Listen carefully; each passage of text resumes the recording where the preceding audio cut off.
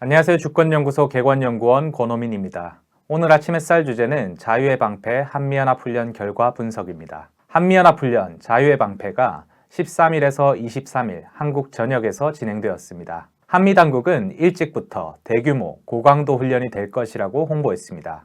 1월 31일 윤석열 대통령은 로이드 오스틴 미 국방부 장관을 만나 한미가 올해 전반기 자유의 방패 연합 연습을 최초로 11일간 중단 없이 시행하고 연합 야외 기동 훈련의 규모를 확대하는 방안을 높이 평가한다라며 한미연합 연습의 실전적 시행이 필요하다라고 강조했습니다.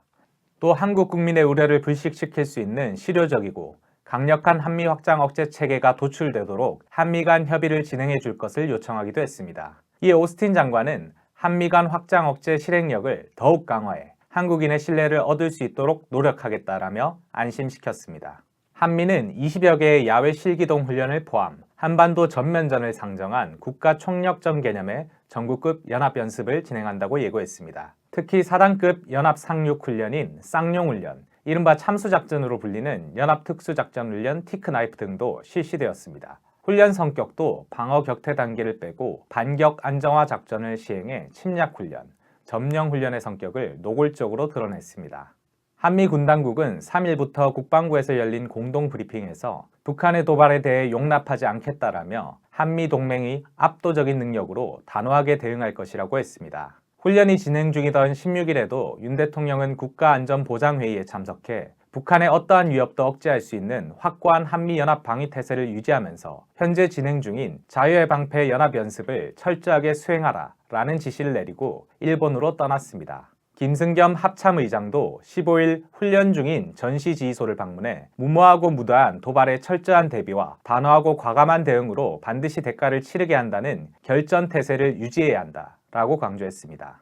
언론은 2018년 중단된 한미연합 독수리 훈련 수준을 뛰어넘는 훈련을 부활시켰다고 평가했고, 이에 따라 북한이 군사대응을 할 것이 예상되며 한미도 북한의 대응에 단호하게 대응할 것이므로 한반도 전쟁 위기가 고조되리라고 전망했습니다. 주목할 지점은 3월 13일 훈련을 시작하기 전에 사전 훈련이 많았다는 점입니다. 1월부터 한미는 대대급 연합훈련, 혹한기 연합훈련, 연합공중훈련, 한미연합 베벌리팩 23-1 훈련, 한미일 해상미사일 대응훈련, 한미확장 억제 운용 연습, 이른바 참수작전 훈련인 티크나이프 등 각종 훈련을 쉬지 않고 진행했습니다. 또 한미연합훈련 자유의 방패를 앞두고 6일에서 10일 위기관리 연습을 진행했습니다. 일각에서는 1월에서 2월 진행한 각종 훈련의 종합판이 바로 한미연합훈련, 자유의 방패가 될 것이라고 기대하기도 했습니다. 이처럼 한미는 자유의 방패가 전례 없는 강력한 훈련이 될 것이라고 자랑했습니다. 아마도 이를 통해 전 세계에 우리가 북한을 이길 수 있다, 우리 힘이 강하니 북한은 도발하지 말라는 신호를 보내고 싶었을 것입니다. 그런데 정작 훈련이 진행되는 기간 언론에는 훈련 소식이 그다지 나오지 않고 조용했습니다. 미국이 자랑하는 전략 무기도 거의 나오지 않고 재래식 무기 사이로 병사들이 이리저리 뛰어다니는 장면을 간혹 볼 수 있었을 뿐입니다. 11일 동안 휴일도 없이 쉬지 않고 훈련했다고 하는데 언론에는 100여 개의 기사만이 실렸을 뿐입니다. 애초에 훈련 목적이 국민을 안심시키고 북한에 경고를 보내는 것이었다면 압도적인 훈련 장면을 언론에 대대적으로 실어야 할 텐데 현실은 언론 보도를 자제하는 이른바 로우키였습니다. 게다가 훈련 기간 북한이 각종 미사일을 발사하고 신무기를 공개하는 고강도 맞대응을 했음에도 이에 대한 대응을 일절하지 않았습니다. 북한의 군사행동에 단호하게 대응할 것이라던 공언이 무색했습니다. 윤 대통령은 지난해 연말 북한의 무인기에 서울 상공이 뚫린 후 상대에게 핵이 있든 또 어떠한 대량 살상 무기가 있든 도발을 일삼는 사람들에게 분명한 메시지를 줘야 하고 두려워하거나 주저해서는 절대 안 된다라며 두세 배 강력한 응징을 하라고 지시했습니다. 또 1월 11일 국방부 외교부 업무보고에서 전례 없는 압도적 대응 기조를 내세웠습니다. 그러나 현실에서는 한미는 북한의 눈치를 보는지 아무런 대응도 하지 않았습니다. 심지어 훈련 전에 공언한 것과 달리 북한이 핵무기를 사용하는 상황을 훈련에 반영하지도 않았습니다.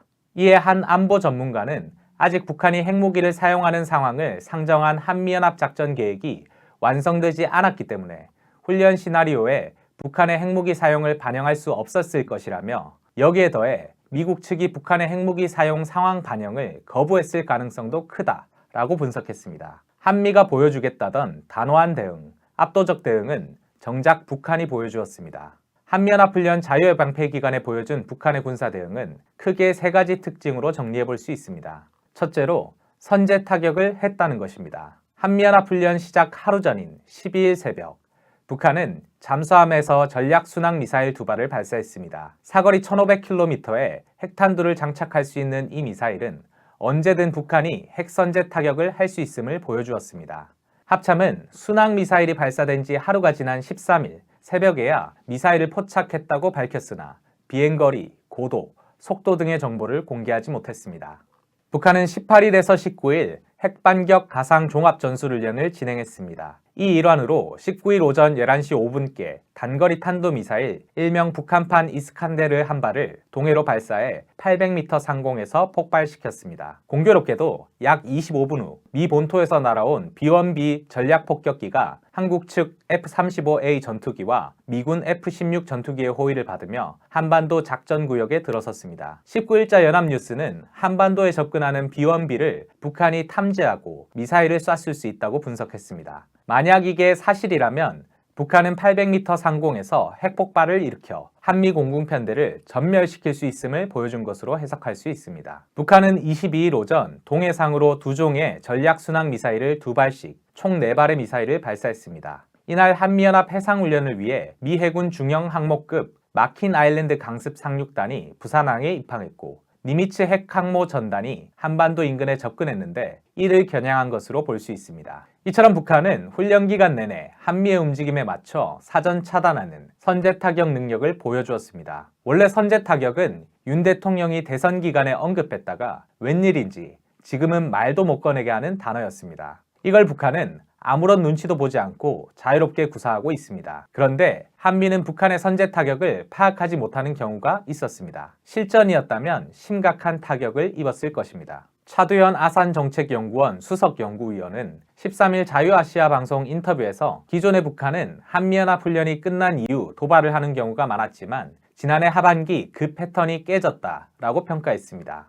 둘째는 시작부터 끝까지 핵무기로 대응했다는 것입니다. 북한이 훈련 기간 보여준 각종 무기는 모두 핵무기였습니다. 18일에서 19일 진행한 훈련은 핵반격 가상종합 전술훈련인데 그 내용은 전술핵 공격 임무 수행 절차와 공정을 숙련하기 위한 종합전술훈련으로 핵공격을 받았을 때 반격하는 게 아니라 핵무기로 반격하는 것이었습니다. 북한이 공개한 훈련 가운데 핵무기를 사용하지 않는 재래식 무기 훈련은 아예 없었습니다. 즉 북한은 한반도 전쟁에서 핵무기를 기본으로 사용하겠다는 구상을 드러낸 것입니다. 이는 전략무기를 최소로 드러내고 재래식 병력 위주로 훈련한 한미와는 대비되는 지점입니다. 게다가 한미는 이번 훈련 내용에 북한의 핵무기 사용을 아예 반영하지 않았기 때문에 한마디로 의미 없는 헛고생을 한 꼴이 되었습니다. 세 번째는 예상치 못한 전략무기 체계가 대거 등장했다는 것입니다. 한미연합훈련 자유의 방패에 동원된 무기는 모두 기존에 공개된 무기들입니다. 반면 북한은 단 12일 동안 기존에 없는 무기와 무기 체계를 3가지나 공개했습니다. 첫째는 훈련 전날 공개한 잠수함 발사 전략 순항 미사일입니다. 북한이 잠수함에서 순항 미사일을 쏜 건 이번이 처음입니다.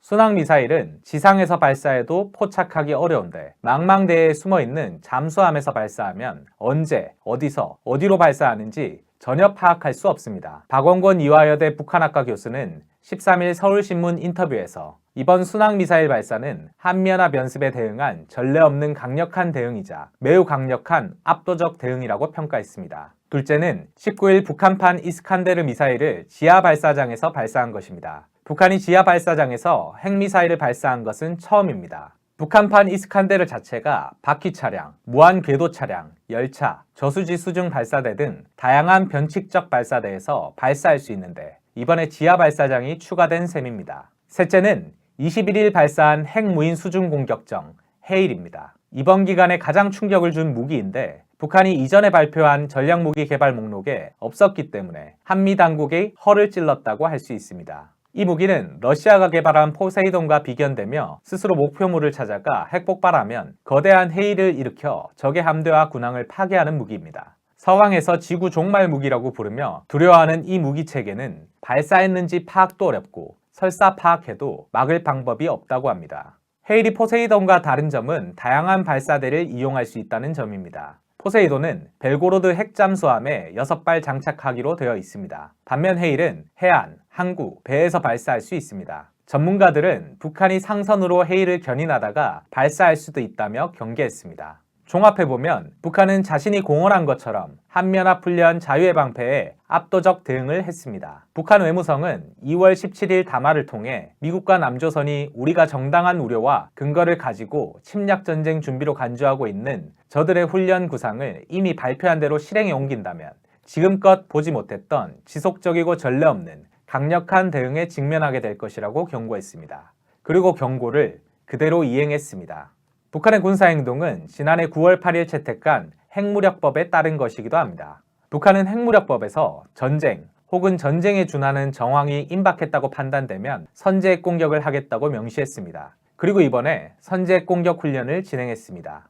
이처럼 한미와 달리 북한은 자신들이 하겠다고 한 것을 그대로 이행했습니다. 한편 김정은 국무위원장은 핵반격 가상 종합전술훈련을 마친 19일 우리나라가 핵을 보유하고 있는 국가라는 사실만 가지고서는 전쟁을 실제적으로 억제할 수가 없다. 실제 적에게 공격을 가할 수 있는 수단으로 언제든 적이 두려워하게 신속 정확히 가동할 수 있는 핵공격 태세를 완비할 때라야 전쟁 억제의 중대한 전략적 사명을 다할 수 있게 되며 우리의 자주권과 우리 인민의 평화로운 삶과 미래, 사회주의 건설 위협을 믿음직하게 수호할 수 있다라고 했습니다. 핵 보유만으로는 전쟁을 막을 수 없고 핵공격 태세를 완비해야 전쟁을 막을 수 있다는 얘기입니다. 북한의 이런 판단은 우크라이나 전쟁에서 찾은 교훈일 수 있습니다. 북한은 같은 핵 보유국으로서 러시아의 모습에서 교훈을 찾았을 것입니다. 서방의 시각으로 볼 때 우크라이나 전쟁은 러시아가 우크라이나를 침략한 것입니다. 반면 러시아의 시각으로 볼 때 이 전쟁은 서방이 러시아를 침략한 것입니다. 서방이 러시아와 한 약속을 어기고 우크라이나를 나토에 가입시키려고 했고 또 우크라이나가 러시아인이 많이 거주하는 동부 돈바스 지역을 공격해 러시아인을 학살한 것이 러시아엔 서방이 침략한 것으로 인식됩니다. 그런데 러시아는 핵 보유국입니다. 그것도 세계 최대 핵 보유국입니다. 그런데도 서방의 침략을 받았습니다. 핵 보유만으로는 전쟁을 막지 못하는 것입니다. 러시아는 외부로부터 국가 존립이 위협받는 상황이 올 경우 방어용으로만 핵무기를 사용하겠다고 밝혔습니다. 2020년 6월 블라디미르 푸틴 대통령이 서명한 러시아 연방의 핵억제 정책에 관한 기본 원칙은 핵무기 사용 조건으로 적군이 러시아 영토 또는 동맹국의 핵무기나 대량 살상 무기를 사용할 경우 러시아 공격용 탄도미사일이 발사됐다는 믿을 만한 정보를 입수한 경우 러시아 핵심 시설이 공격당해 핵전력 대응 행동이 약화할 경우 러시아가 재래식 무기 공격을 당해 존립 위험에 직면할 경우로 규정해 놓았습니다. 이처럼 핵무기 사용을 최대한 억제해 놓았기 때문에 우크라이나와 서방 진영은 마음 놓고 러시아가 침략으로 받아들일 행동을 한 것입니다. 북한은 러시아와 달리 전쟁이 임박했다는 징후만 있어도 곧바로 핵공격을 시작하며 전쟁 수행의 기본을 핵무기로 할 뜻을 밝혔습니다. 그래서 훈련도 핵반격 가상 종합 전술훈련을 합니다. 시작부터 끝까지 핵무기를 종합적으로 쓰겠다는 것입니다. 북한은 이렇게 해야 전쟁 억제를 할 수 있다고 판단했을 수 있습니다. 한미는 북한이 선제 타격 훈련을 해도 모르고 있다가 북한이 자세한 내용을 공개하면 그제야 부랴부랴 분석에 들어가기를 반복했습니다. 언론 보도를 봐도 한미연합훈련 보도보다는 북한의 대응훈련 소식이 중심에 걸렸습니다. 한미연합훈련이라고 했는데 한미훈련이 아닌 북한훈련을 분석하는 게 중심이 되어버린 느낌입니다. 그렇다면 한미 군 당국은 북한의 무기화 훈련을 분석하면서 무슨 생각을 했을까요? 새로운 북한 무기를 파악할 수 있으니 이것도 성과라며 좋아했을까요? 아니면 이 정도 무기는 충분히 막을 수 있다는 자신감에 충만했을까요? 그것도 아니면 북한의 무력 앞에서 큰일 났다며 자괴감에 빠졌을까요? 뭐가 됐든 현 상황을 바라보는 우리 국민의 우려는 큽니다. 정부는 국민을 안심시켜야 할 의무가 있습니다. 과연 윤석열 정부는 대책이 있는가 의문이 듭니다.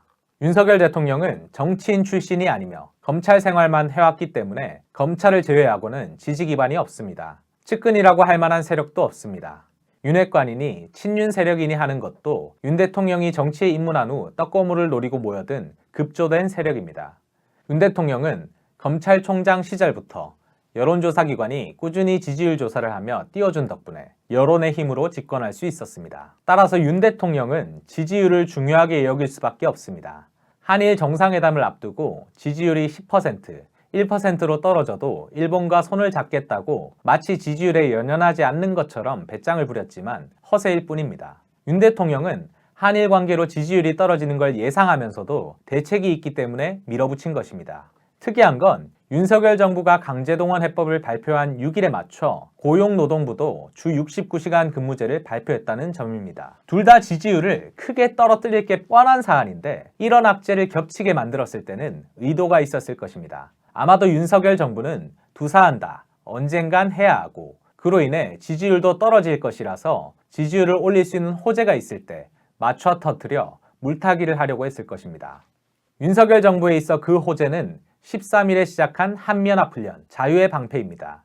한미연합훈련을 시작하면 북한이 군사대응에 나설 것이며 미군이 이를 압도적인 힘으로 응징해 줄 것이기 때문입니다. 언론에 미군의 무시무시한 전략 무기들이 연일 등장하며 북한을 꼼짝 못하게 만드는 모습이 나오면 국민의 관심이 그쪽으로 쏠리면서 지지율도 오를 것이라는 게 윤석열 정부의 구상이었을 것입니다. 그러나 윤석열 정부는 한반도 상황을 전혀 이해하지 못하고 있었습니다. 미국은 북한의 군사적 대응에 적극적으로 나설 수 없는 처지입니다. 만약 미국이 북한에 적극적인 대응을 한다고 가정해 봅시다. 북한이 미사일을 발사하면 미국은 동급의 미사일을 2발, 3발 발사하거나 아니면 한 급 높은 미사일을 쏘거나 그에 상응하는 다른 전략 무기를 동원해야 합니다. 그러면 북한은 그에 반발해 더 강력한 군사행동을 할 것입니다. 예를 들면 일본 열도를 넘어 태평양으로 미사일을 날려보낼 수 있습니다. 여기서 미국은 두 가지 선택을 할 수 있습니다. 첫 번째는 북한의 미사일을 묵인하는 것입니다. 쉽게 말해 북한의 꼬리를 내리는 것인데 세계 앞에 망신당하는 꼴입니다.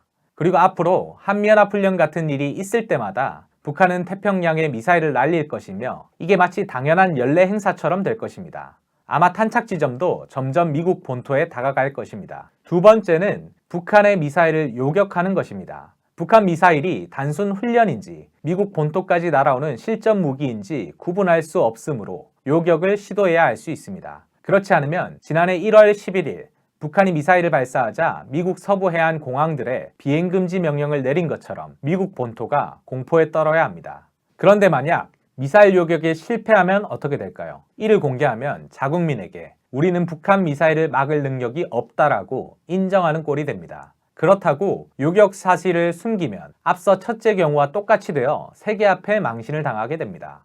그렇다고 미사일 요격에 성공해도 문제입니다. 미사일 요격에 성공했다고 공개하면 북한이 공해상에 발사한 우리 무기를 공격했으니 이는 전쟁 행위다라며 전면전에 돌입할 수 있습니다.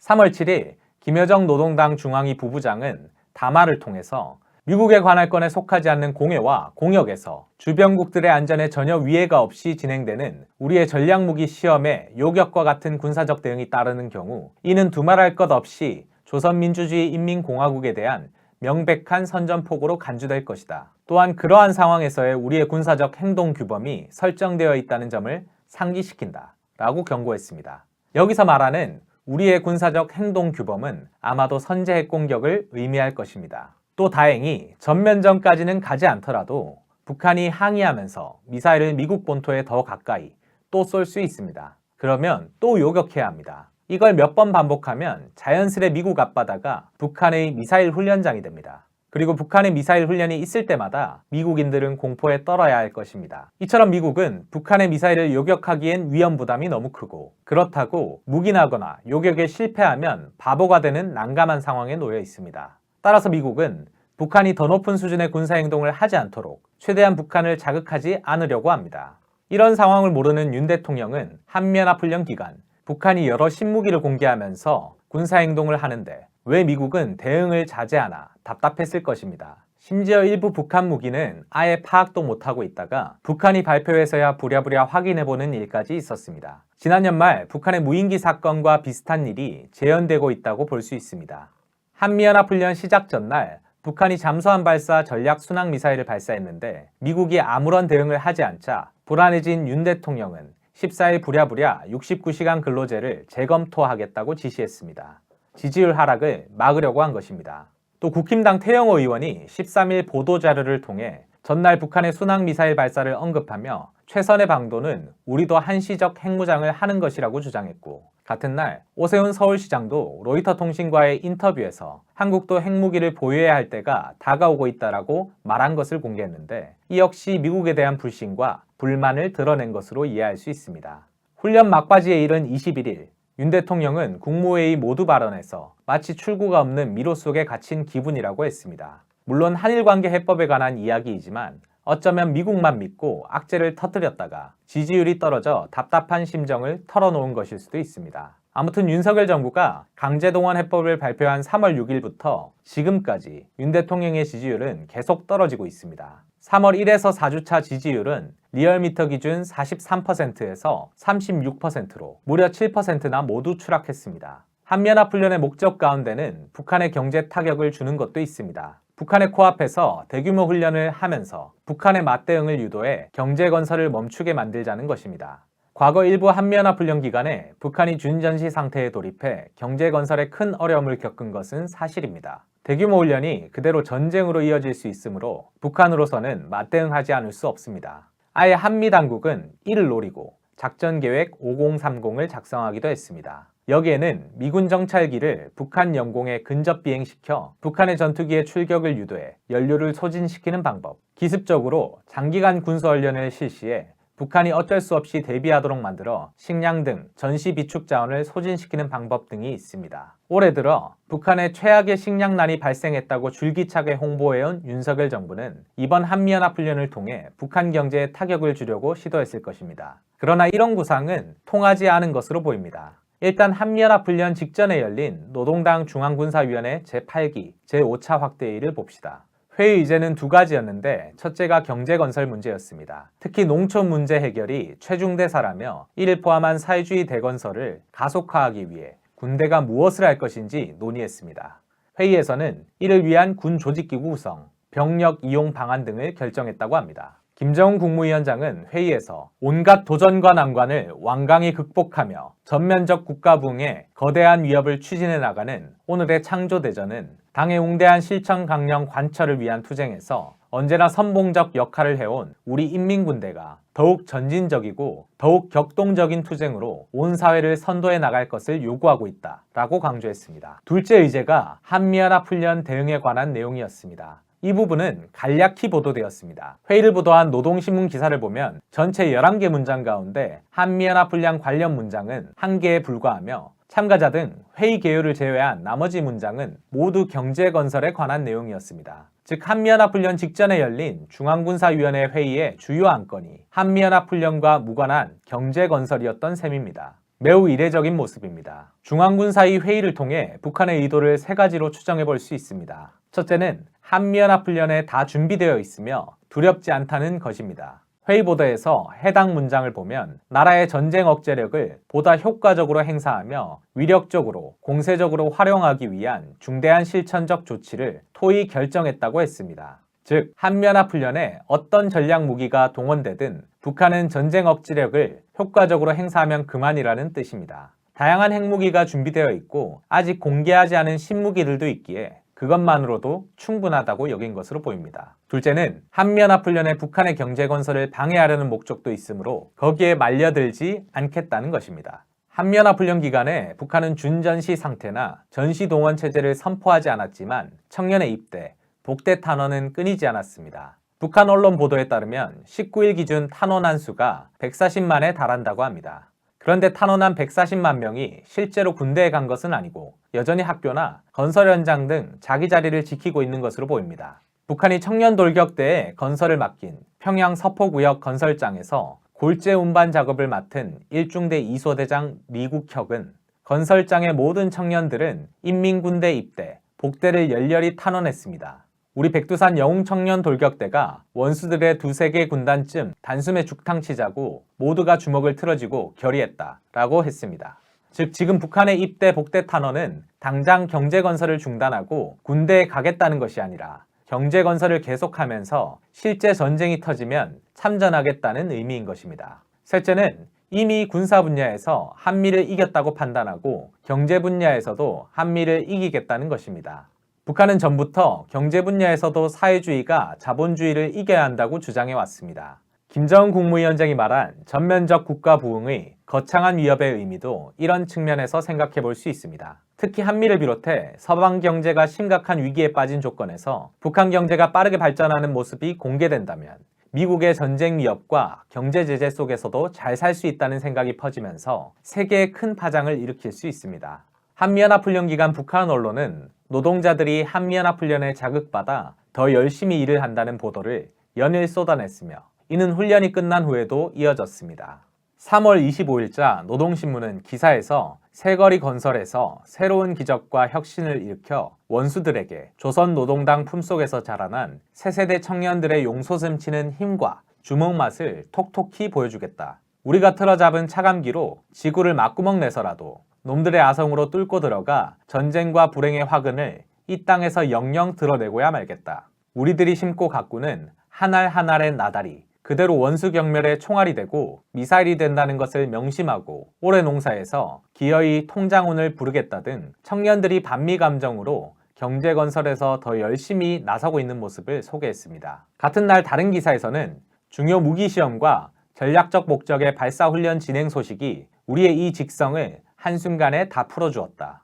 오늘의 이 긍지와 자부심을 힘으로 바꾸어 철강제 생산에서 혁신을 안아오겠다. 전략순항미사일 화살 1형과 화살 2형이 바닷물면과 산발들을 스치듯 비행하는 장면을 보며 우리의 막강한 군사력을 다시금 절감하였다. 이제는 우리 노동계급의 차례이다. 우리 검덕의 광부들은 침략전쟁 연습에 매달리는 적들에게 강타를 안기는 심정으로 증산의 발파소리를 더 우렁차게 울리겠다 등 북한의 전략무기 훈련이 노동계급의 열의를 불러일으키고 있는 모습이 소개되었습니다. 이처럼 북한은 한미연합훈련을 경제건설의 걸림돌에서 자극제, 촉진제로 바꾸고 있습니다.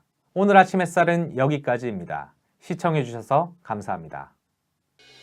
2018년 세 차례 남북 정상회담이 있고 나서 김정은 국무위원장을 직접 만나본 사람들의 여러 이야기를 들을 수 있었습니다. 하지만 한 사람을 한두 번 만나서 그 사람의 참모습을 다 알기란 쉽지 않습니다. 여기 김정은 국무위원장과 오랜 시간 함께한 친구들의 이야기를 들어봅시다.